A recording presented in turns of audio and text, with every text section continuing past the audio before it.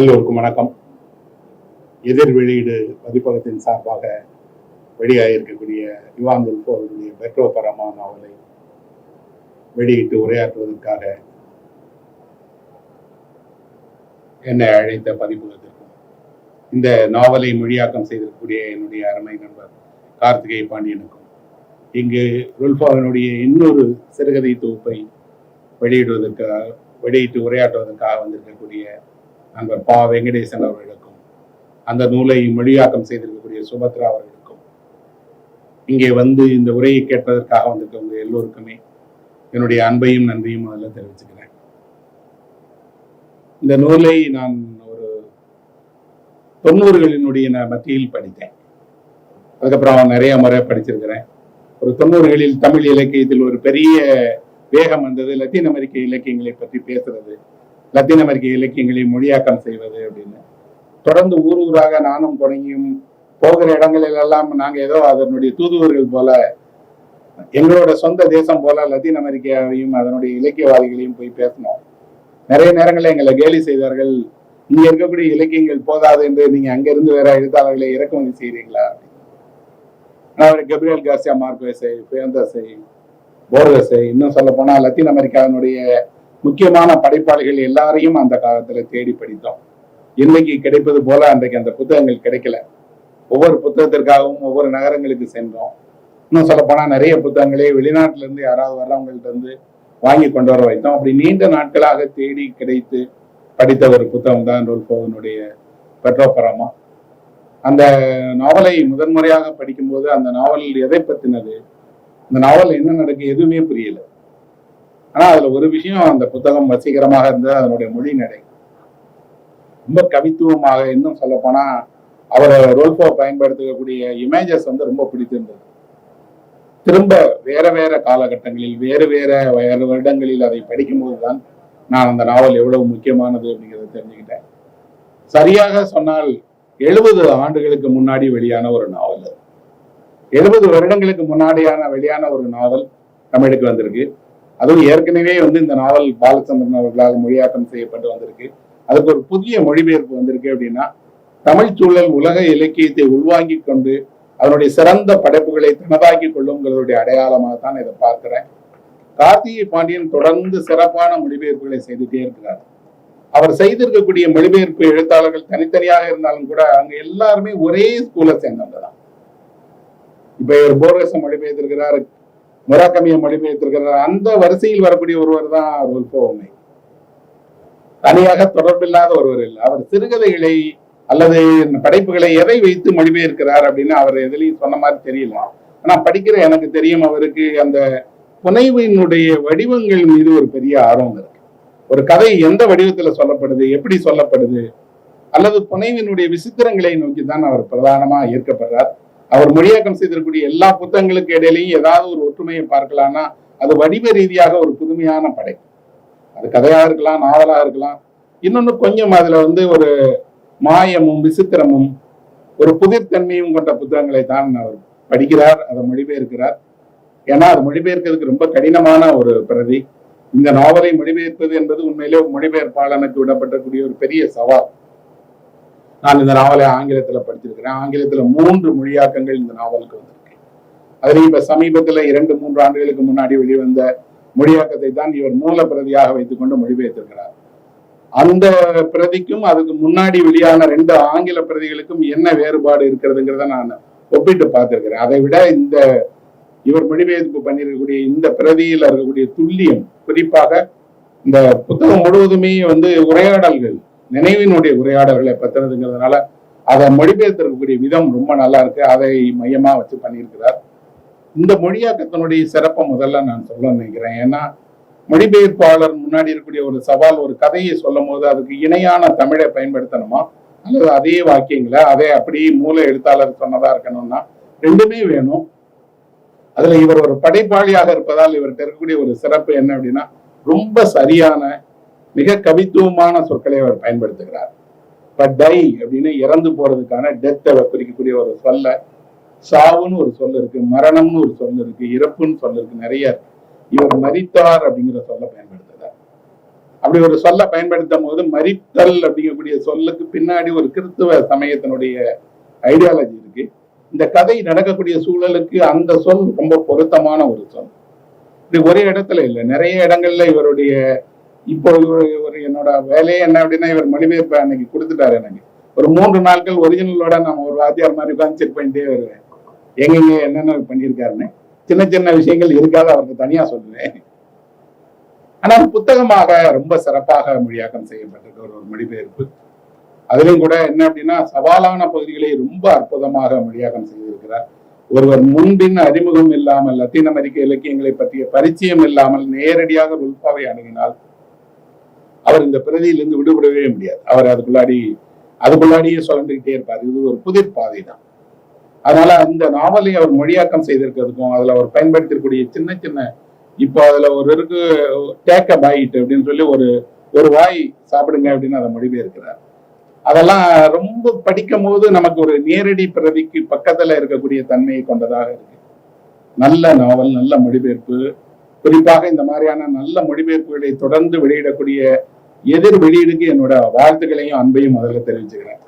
ஏன்னா அவங்க அந்த உரிமையை வாங்கி சரியான மொழிபெயர்ப்பாளர்களை வைத்து அந்த மொழிபெயர்ப்பாளர்களுக்கு கால அவகாசம் கொடுத்து அதை எடிட் பண்ணி ரொம்ப அழகான பதிப்பாகவும் கொண்டு வராங்க. இந்த புத்தக தயாரிப்பிலும் சரி முகப்பிலும் சரி ரொம்ப அழகாக தயாரிக்கப்பட்டிருக்கு. அவங்களுக்கு என்னோட வாழ்த்துக்கள்.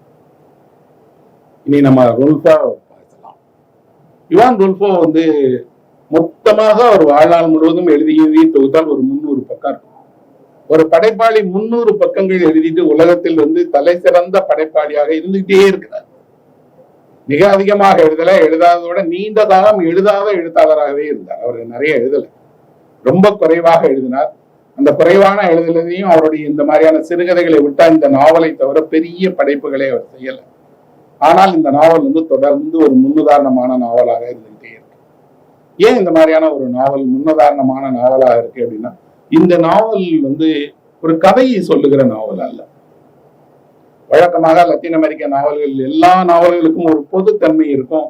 அது ஒரு சர்வாதிகாரத்தால், அந்த சர்வாதிகாரிங்கிறவர் ஒரு தேசத்தினுடைய சர்வாதிகாரம் இருக்கலாம், அல்லது குலத்தந்தையாக இருக்கலாம், அல்லது ஒரு ஊரை அல்லது ஒரு நிலப்பரப்பை ஆளுகிற யாராவது ஒருவருடைய அதிகாரத்தால் பாதிக்கப்பட்டிருக்கக்கூடியவர்களுடைய கதையை சொல்றதுதான் லத்தீன் அமெரிக்க இலக்கியங்களுடைய முதன்மையான அம்சம்.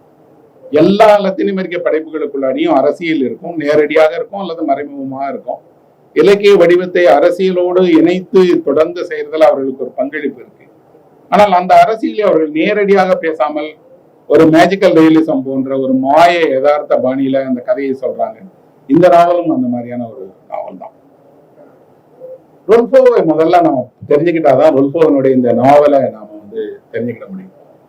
ருல்ஃபோவினுடைய அவர் அவருடைய தந்தை அவரோட 6 வயதுல அவருடைய தந்தை சுட்டுக் கொல்லப்பட்டார். அது ஒரு இரவுல அவங்க தந்தை அரசியல் காரணங்களுக்காக சுட்டுக் கொல்லப்பட்டிருக்கிறாங்க. அவரோட அம்மாவை அடுத்த சில ஆண்டுகள்ல இழந்துட்டார். பாட்டியால வளர்க்கப்பட்டவர். ஜாலிஸ்கோ அப்படின்னு சொல்லி அவர் வசித்த அந்த பகுதி இருக்கு இல்லையா, அது மேற்கு மெக்சிகோ பகுதி. இந்த மேற்கு மெக்சிகோ பகுதிக்கு ஒரு சிறப்பு இருக்கு. மெக்சிகோவினுடைய அடையாளங்களாக இன்று நாம் எதையெல்லாம் சொல்றோமோ அது எல்லாமே அங்கிருந்து வந்ததுதான். இந்த மெக்சிகோவினுடைய இசையாக இருக்கலாம், அல்லது மெக்சிகோவினுடைய உணவுகளாக இருக்கலாம், அல்லது மெக்சிகோவுக்கான பண்பாட்டு அடையாளமாக இருக்கிற டக்கீலாவா இருக்கலாம், எல்லாமும் அங்கிருந்து வந்ததுதான்.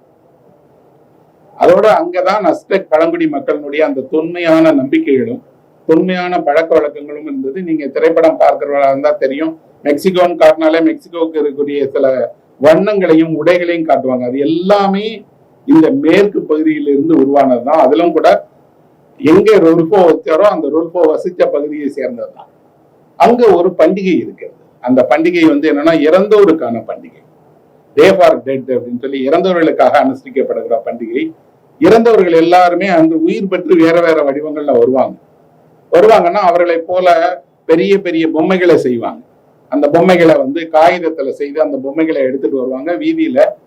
அஸ்டெக் பழங்குடியினருக்கு ஒரு நம்பிக்கை இருக்கு, அவங்க இறப்பு என்பது வாழ்வினுடைய முற்றுப்புள்ளி அல்ல, அது ஒரு தொடர்ச்சி, ஒரு சைக்கிள்.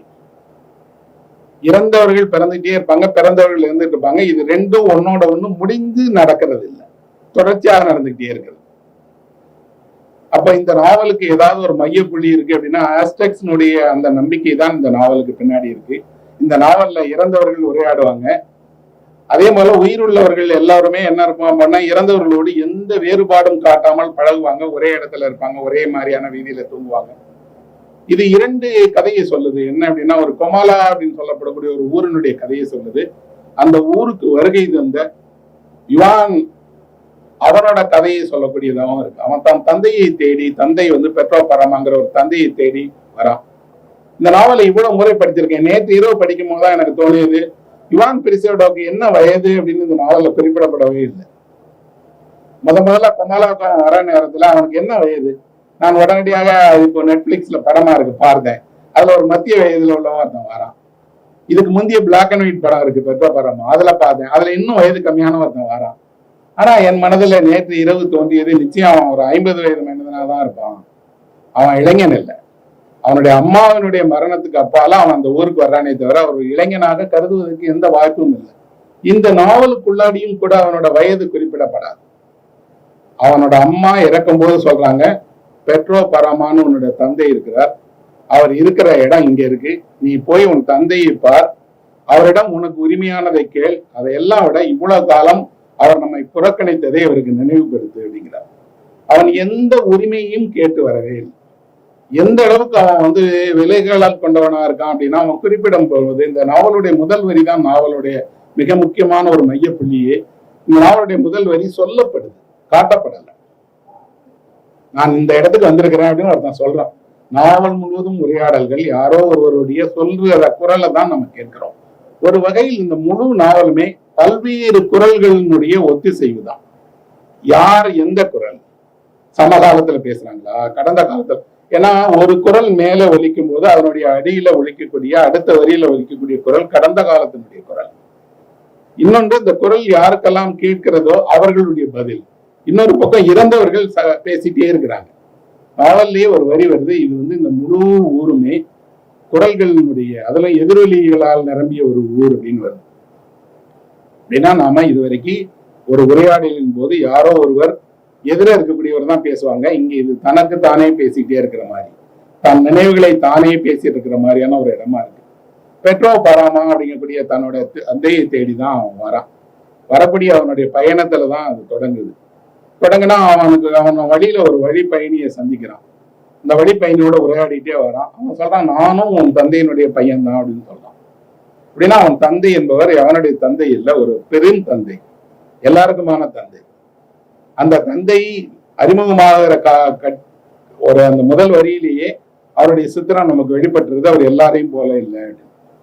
ஒரு அழிந்த ஊருக்கு வரான். அந்த பெட்ரோ பரமாங்கிற அந்த பரமாவே ஒரு அழிந்த இடம், ஒரு வேஸ்ட்லேண்ட் போல ஒரு பால் நிலம். அது அந்த பால் நிலத்துல யாருமே வசிக்கல. அங்கே வசித்தவர்கள் எல்லாருமே இறந்துட்டாங்க. ஒருவேளை இறந்தவர்களை சந்திக்கிறதுக்கு தான் அவன் வரான். இந்த நாவலோட தொடக்கத்திலேயே சொல்லிடுவாங்க, நீ சந்திக்க போகிற தந்தையெல்லாம் எப்பவே இறந்துட்டாரு அப்படின்னு. ஒரு இறந்தவர்களோடு நீங்கள் எப்படி உரையாடுவீர்கள், அல்லது இறந்தவர்கள் உங்களோடு எப்படி உரையாடுவார்கள்? நமக்கு என்ன இருக்கு அப்படின்னா, 2 பக்கமுமே மௌனம் தான் இருவருக்கும் இடையில இருக்கக்கூடிய உரையாடல். உங்களுடைய மௌனம் இறந்தவர்களுக்கு புரியும், இறந்தவர்களுடைய மௌனம் உங்களுக்கு புரியும். ஆனால் இந்த நாவலில் இறந்தவர்கள் வந்து தன்னுடைய நினைவுகளின் வழியாக சொல்லலாம். தந்தையை தேடி வரக்கூடிய யுவான் தந்தையை தெரிந்து கொள்வதோடு தாயையும் தெரிந்து கொள்வான். அவனும் அவனோட தாயும் வெளியே எங்கேயோ வசிச்சிருக்காங்க, அவங்க கொமாலால இல்லை. ஆனா அவங்க வெளியே வசித்தவர்கள் இவ்வளவு காலம் தாயை பற்றி தெரியாத அவங்களோட கடந்த காலத்தை, அவர்களுடைய தோழியை, அவங்க திருமண வயதுல நடந்த நிகழ்வுகளை எல்லாம் இவங்க தெரிஞ்சுக்கிட ஆரம்பிக்கிறான். அப்ப தாய் தன்னை தெரிந்து கொள்வதற்கான ஒரு பாதி கதவையும், தந்தையை தெரிந்து கொள்வதற்கான ஒரு பாதி கதையும் திறந்து வர்றாங்க. உண்மையிலே கொமாலாங்கிற ஊரினுடைய கதவை திறந்து நாம அதுக்குள்ளாடி நுழைவதுதான் நாவல். நுழைஞ்சிட்டீங்கன்னா அதுக்கப்புறம் அங்க நடக்கக்கூடியது எதுக்குமே உங்களுடைய பகுத்தறிவினுடைய துணை கொண்டு நீங்க அதை புரிஞ்சுக்கிட முடியாது. இன்னொன்று, முன் பின்னாக நடக்கக்கூடிய நிகழ்வுகளுக்கு இடையில இந்த நிகழ்வு நடப்பதும் பின்னாடி அடுத்த வரையில் நடக்கக்கூடிய நிகழ்வும் யாருக்கு அப்படின்னா, ஒன்று யுவானுக்கு நடக்கிறது, இன்று அவனுடைய தந்தைக்கு நடக்கிறது. இடையில வரக்கூடிய உரையாடல்கள்ல தந்தை சிறுவயதில் காதலித்த சூசனாவினுடைய கதை வருது. அப்படின்னா இந்த நாவல் வந்து உண்மையில் வந்து ஒரு மலர்களுக்கெல்லாம் அடுக்கு இருக்கு இல்லையா, மலர் வந்து அடுக்கப்பட்டிருக்கக்கூடிய அதனுடைய இதழ்களை பாத்தீங்கன்னா முன் பின்னாக அடுக்கப்பட்டிருக்கும். எல்லா பக்கமும் ரோஜாவினுடைய இதழ்கள் இருக்கும். ஆனா மையம் அப்படிங்கக்கூடியதுல ஒரே ஒரு மையம் தான் இருக்கும். இந்த நாவலுடைய மையம் கொமாலா தான். இந்த கொமாலாங்கிற ஊர் என்ன, அது ஒரு பால் நகரம். அப்படின்னா கொமால் அப்படிங்கக்கூடிய சொல்லுக்கு என்ன அர்த்தம் அப்படின்னா அது வந்து ஒரு அடுப்பு, மண் அடுப்பு. அந்த அடுப்புல வச்சு என்ன செய்வாங்கன்னா சமைப்பதற்காக வைக்கக்கூடிய அடுப்பு. அதுலதான் ரொட்டி சுடுவாங்க, அதுலதான் உணவு தயாரிப்பாங்க. அந்த மாதிரி ஒரு சூடான அடுப்பு, அந்த கணந்து கொண்டே இருக்கக்கூடிய ஒரு அடுப்பினுடைய அடையாளமாக இருக்கிறது தான் கொமாலா. அப்ப அந்த கமாலாங்கிற சொல்லுக்கு பின்னாடி அது ஒரு அழிவான இடம். அப்படி எங்கேயாவது நிஜமாக இருக்கா? நான் சர்ச் பண்ணி எல்லாம் பார்த்தேன். அதே மாதிரி ஒரு ஊர் இருக்கு, ஆனா இந்த நாவல்ல குறிப்பிட்ட ஊர் இல்லை, வேற ஏதோ ஒரு இடம். உண்மையில் இது ஒரு கற்பனையான கதையை எழுதினாலும் இந்த கற்பனையான கதை என்பது ருல்ஃபாவினுடைய சொந்த கதை தான்.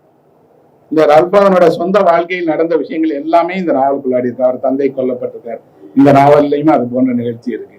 அவருடைய அம்மாவினுடைய நினைவுகள் தெரிஞ்சுக்கிறார் ருல்ஃபா, அது நாவலுக்குள்ளாடியும் நடக்குது. தன்னுடைய சுயசரிதைக்கும் தன்னுடைய புனைவுக்கும் இடையில இருக்கக்கூடிய கோட்டை அழிச்சிட்டு தான் சுயசரிதையும் புனைவும் வேறு வேறு இல்லை அப்படிங்கிறார். அவரே ஒரு நேர்காணல் கொடுத்திருக்காரு. அந்த நேர்காணல் படித்து பாத்தீங்கன்னா தெரியும். அவர், நான் சின்ன வயதுல நிறைய கதைகள்லாம் கேட்டு வளர்ந்தவன் இல்லை, அந்த ஆசையை போக்கிக் கொள்வதற்காக நானே கதை சொல்றவனா மாறிட்டேன் அப்படிங்கிறார். 1978 வருடம் வந்து மெக்சிகோவுக்கு ஜோர்ஜ் லூயி போர்கஸ் போனார். அவர் பார்க்க விரும்பிய எழுத்தாளர்கள் ஒருவர் ருல்ஃபோ. ருல்ஃபோவும் போர்கஸும் 78வது வருடத்துல மெக்சிகோல சந்திச்சுக்கிட்டார். சந்தித்து கொண்ட போது போர்கஸ் அவரிடம் சொன்னார், உங்களை நான் இது வரைக்கும் கேட்டிருக்கேன், பார்த்தது இல்லை அப்படின்னாரு. உண்மையில அவர் இவரை பார்க்கவும் முடியாது, அவர் பார்வையற்றவர். அவரும் சொன்னார், நான் உங்களை நிறைய படிச்சிருக்கிறேன், நான் சந்திக்க விரும்பிய ஒருத்தர், உங்களை எப்படி அழைக்கலாம் அப்படின்னு கேட்டார்.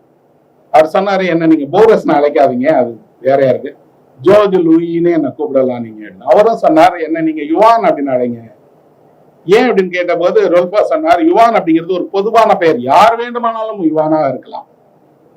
அப்ப அவரே சொல்லிட்டு ஒரு பதில சொன்னார், ஆனா ஜோர்ஜ் லூயின்னு நீங்க ஒருத்தர் மட்டும் தான் இருக்க முடியும், அதனால நான் உங்களை அந்த பேர்ல தான் அழைக்க விரும்புவேன். சின்ன உரையாடல், ஆனால் அந்த உரையாடல் தான் இந்த நாவலுக்கான சாவி. அந்த உரையாடலில் போர்கஸ் சொல்றார், என்னுடைய தாத்தாவை பத்தி உங்களுக்கு தெரிஞ்சிருக்காது, என்னுடைய தாத்தா ஒரு பெரிய ஆள், ஆனால் உண்மையில் அவருடைய பெயர் ஜோர்ஜ் லூயிங்கிறது இல்லை, அவருடைய பெயர் தான் பெட்ரோ பரமான்னு சொல்றார். சொல்லிட்டு அப்படி நான் கற்பனை பண்ணிக்கிறேன், என்னுடைய தாத்தா தான் அந்த பெட்ரோ பரமா அப்படின்னு சொல்லிட்டு சொல்றார், உங்கள் நாவலினுடைய உயிருள்ள வடிவம் தான் நான் சொல்றார். நான் யாரு அப்படின்னா, நான் தான் உங்க நாவலோட உயிருள்ள ஒரு வடிவம் அப்படின்னு. அவங்க ரெண்டு பேரோட உரையாடல அவங்க சொல்றாங்க, நீங்களும் நானும் எப்பவுமே நித்தியமாக இருந்துகிட்டே இருந்தா என்ன ஆகும் அப்படின்னு கேட்கிறார். அதுக்கு ருல்ஃபோ ஒரு நல்ல பதில் சொல்றார், நாம நித்தியமாக இருந்துகிட்டே இருந்தா நம்மளுடைய நண்பர்கள் எல்லாம் இறந்து நம்மை கடந்து போயிட்டே இருப்பாங்க. அதுதான் இந்த நாவலோட மையம். இந்த நாவல் நம்மை கடந்து சென்ற, நம்மோடு இருந்த பலரும் இறப்பின் வழியாக நம்மை கடந்து போயிட்டாங்கன்னா அவங்க நீங்க என்ன பண்ணுவீங்க? யூ ஆர் இம்மார்டல், நீங்க எப்பவும் இருந்துகிட்டே இருக்கீங்க. ஒரு ரைட்டர் அப்படிங்கிறவங்க உலகத்துல எப்பவுமே இம்மார்டல் தான், அவருடைய பேர் மட்டும்தான் மாறிட்டே இருக்கு. அந்த எழுத்தாளங்கிறவன் எப்பவும் இம்மார்டலா இருந்துகிட்டே இருக்கான், அவன் வேற வேற ஊர்கள்ல வேற வேற பேர்கள்ல அதிகப்படுறான். அந்த இம்மார்டலுக்கு அவனை கடந்து செல்ற எல்லாருமே இந்த இறப்பினுடைய மனிதர்கள் தான். இறந்தவர்களோட அவர்களுக்கு உரையாட தெரியும். இந்த அவங்களோட உரையாடல்ல எப்பவுமே ருல்ஃபோவுடைய எல்லா படைப்புகள்லையும் வெளிப்படக்கூடிய மரணமும் மரணத்துக்கு சந்திக்கக்கூடியதுல இருக்கும். ருல்ஃபோட்ட இருக்கக்கூடிய ஒரு சிறப்பு, மரணத்தை ஒரு அதிர்ச்சி தரக்கூடிய வரியாக ஒரு வரி கூட அவர் எழுதவே இல்லை. மரணத்தை ஒரு இயல்பாக சாப்பிடுறது போல, நடக்கிறது போல, விளையாடுவது போல, பால் இன்பத்தை அனுபவிப்பது போல ஒரு இயல்பான விஷயமாக வச்சுக்கிறார். அப்படி எப்படி எடுக்க முடியும் அப்படின்னா, அவர் சொல்றார், என்னுடைய அப்பா அம்மா ரெண்டு பேரும் இறந்த பிறகு நான் என்னுடைய சிறு வயதில் ஒரு ஆதரவற்றோருக்கான காப்பகத்தில் வளர்ந்தேன். அந்த ஆதரவற்றோர் காப்பகத்தில் வளரக்கூடிய ஒரு பையனுக்கு உலகத்துல எதுவுமே இருக்காது. அதே நேரத்துல என்ன இருக்கும் அப்படின்னா, படிப்பதற்கு எனக்கு கொடுக்கப்பட்டிருந்த புத்தகங்கள், ஒரு பாதிரியாருடைய சேமிப்பில் இருந்த புத்தகங்களை படித்து வந்தேன் அப்படிங்கிறாரு. எல்லாம் நீங்க ருல்ஃபோவினுடைய வாழ்க்கையை கொஞ்சம் கொஞ்சமாக படித்தால் தெரியும், அது இந்த நாவலுக்குள்ளாடி மறைமுகமாக கரைந்திருக்கு. இன்னொன்று இருக்கு, இந்த கதைக்கு இந்த நாவலை எழுதுவதற்கான ஒரு சின்ன மினியேச்சரை எழுதியிருக்கிறார், ஒரு சிறுகதையை. லொடினா அப்படின்னு ஒரு கதை இருக்காது. அந்த கதை வந்து இந்த நாவலினுடைய ஒரு சின்ன சைஸ். நீங்க அந்த கதையை படிச்சீங்கன்னா அந்த கதை தான் பின்னாடி ஒரு பெரிய நாவலாக இவ்வளவு பெரிய பரப்புல எழுத வச்சிருக்குது. நேற்று இரவு அந்த கதையும் படிச்சேன். அந்த கதை படிக்கும் போது ஆச்சரியமா இருக்கு.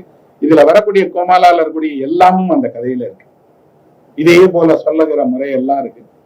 அவரோட இந்த நாவலுக்குள்ளாடி இருக்கக்கூடிய இந்த மடிப்புகள்ல திரும்ப திரும்ப ஒரு விஷயம் பேசப்பட்டே இருக்கு. என்ன அப்படின்னா, எல்லாரும் நிராசையோடு தான் இருக்கிறாங்க. யாரும் இந்த இதுல தன்னோட ஆசைகளை பூர்த்தி செய்த மனிதர்கள் இல்லை. எல்லாரும் எதையோ பறிகொடுக்கிறாங்க. எல்லோருக்குமே என்ன இருக்கு அப்படின்னா, ஒரு ஒரு குமிழி மாதிரி இந்த வாழ்க்கை அவர்கள் முன்னாடி தோன்றி கொஞ்சம் கொஞ்சமா மறைஞ்சு போயிருக்கு.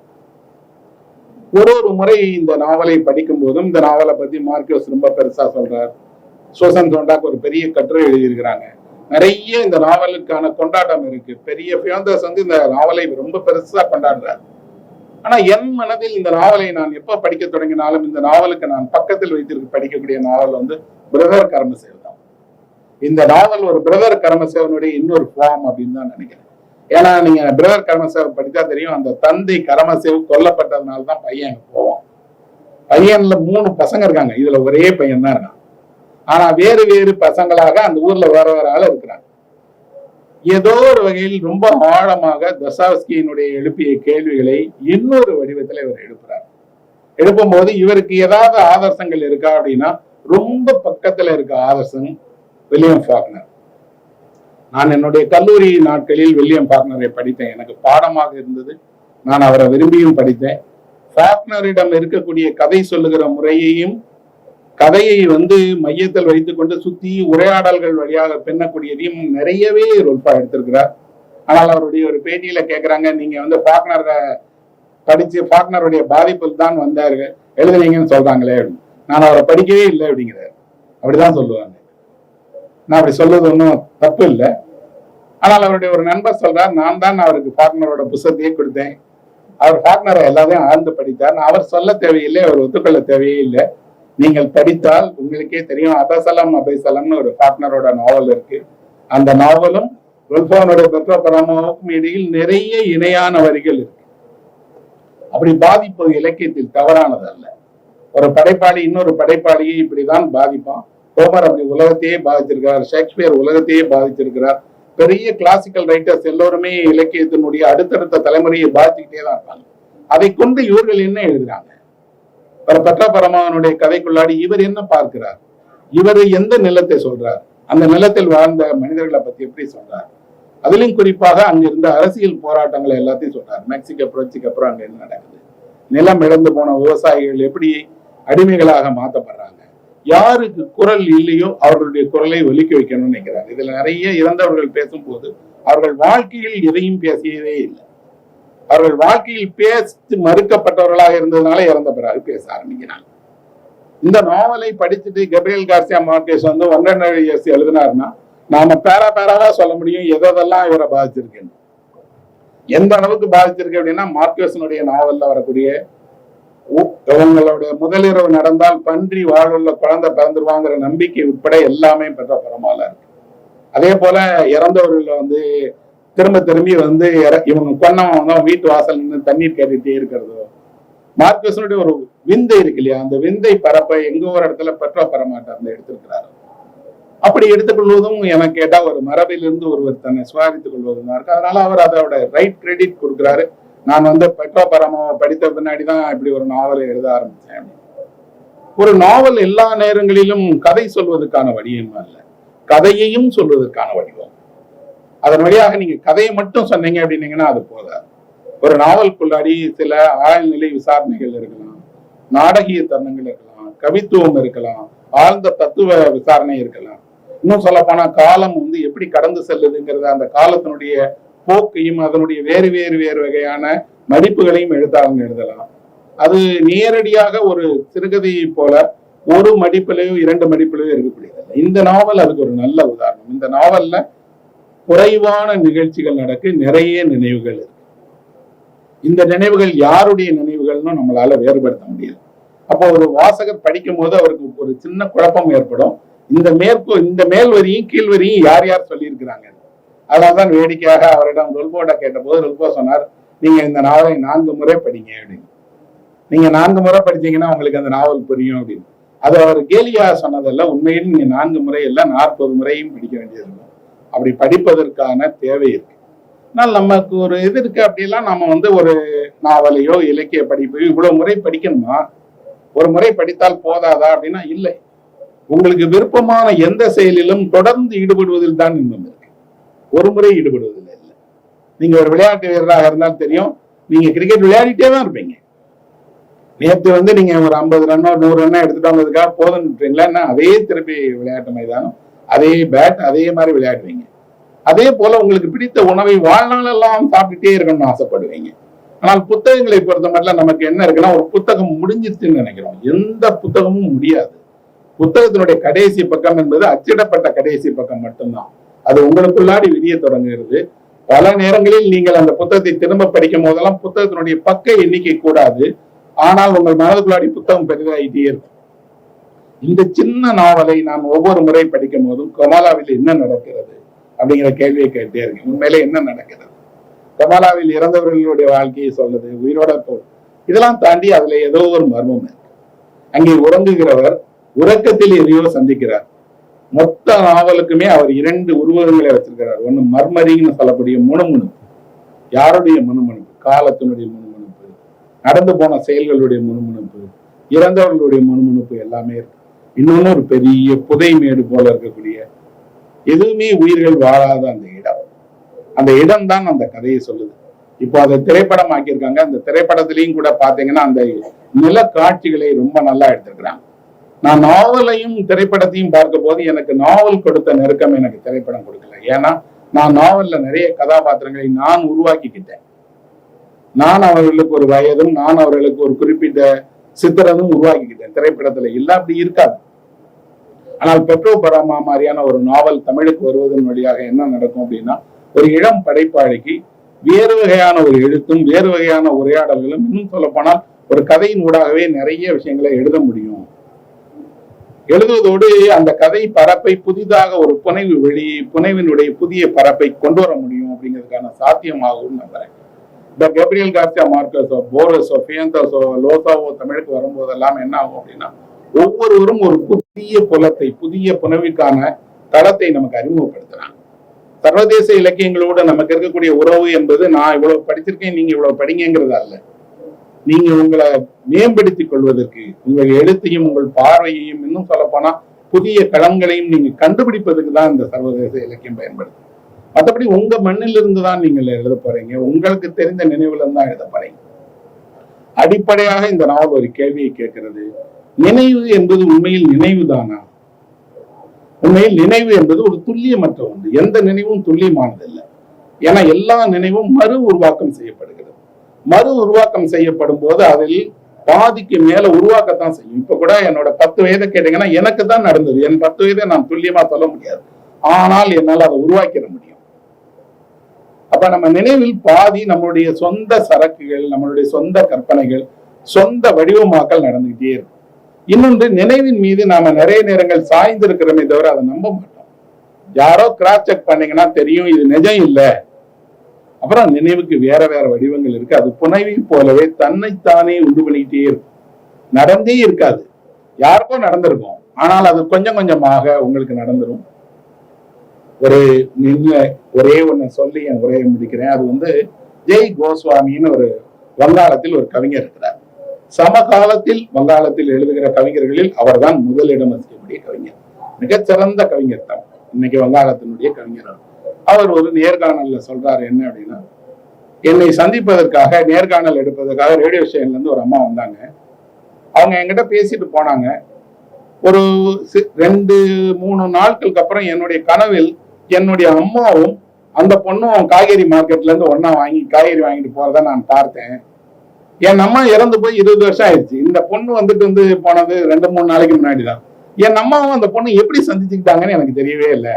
என் கனவு எனக்கு விசித்திரமாக இருக்கிறது. என்றோ முடிந்து போன ஒருவரும் சில நாட்களுக்கு முன்னாடி போனோம்.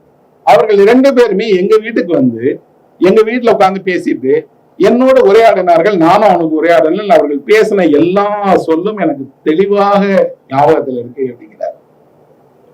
இது நடக்க சாத்தியமே இல்லாத கனவு காட்சி தான். ஆனால் அந்த மனிதர் சொல்றாரு என்ன அப்படின்னா, கொஞ்சம் நினைவும் கொஞ்சம் நிஜமும் ஒன்று சேரும் போது தானே ஒரு புதிய அனுபவம் வந்துடும். இந்த அனுபவத்தை தான் கவிதையை பதிவு செய்ய விரும்புகிறதுங்கிறாரு. அதை பிரம்மாண்டமான அளவில் பதிவு செய்ததுதான் பெட்ரோ பரமாவை மொழிபெயர்த்த கார்த்திகை பாண்டியனுக்கு என் மனமிழந்த அன்பையும் பாராட்டுகளையும் தெரிவிச்சுக்கிறேன். நன்றி.